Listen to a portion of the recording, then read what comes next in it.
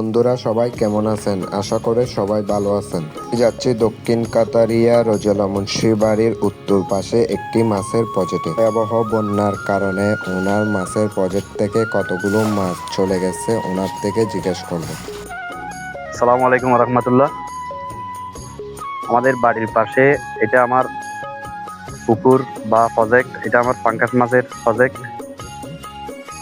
ভয়াবহ বন্যার কারণে পুকুরের মাছ সবগুলা চলে গেছে। বর্তমানে কিছু মাছ আছে, ওই মাছ বড় করার জন্য, ক্ষতি পূরণ করার জন্য, ক্ষতি কাটিয়ে ওঠার জন্য, সেই জন্য আমি এখন যেই মাছগুলা আছে পুকুরে বা আমার প্রজেক্টে, মাছের প্রজেক্টে, এগুলো আমি মাছের খাদ্য বা খাবার দিয়ে কি করতেছি, লালন পালন করতেছি।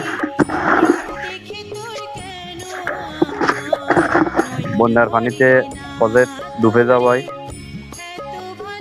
সব মাছ চলে গেছে। কিছুটা মাছ আছে, এগুলো আমি ক্ষতি কাটিয়ে ওঠার জন্য, সেই জন্য মানে কি করতেছি আর কি, খাদ্য দিয়ে বড় করার চেষ্টা করতেছি।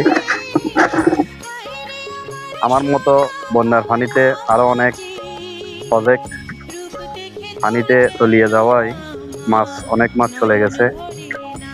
শুধু আমার ক্ষতি হয়েছে সেটা না, আমাদের এলাকায় অনেক মানুষের প্রজেক্ট ডুবে যাওয়ায় বন্যার পানিতে পুকুরের মাছ বা প্রজেক্টের মাছ চলে গেছে। আমার পুকুরের মাছ হচ্ছে পাঙ্কাশ মাছ, নারিটিকা, রুই, কাতল, এগুলো আর কি।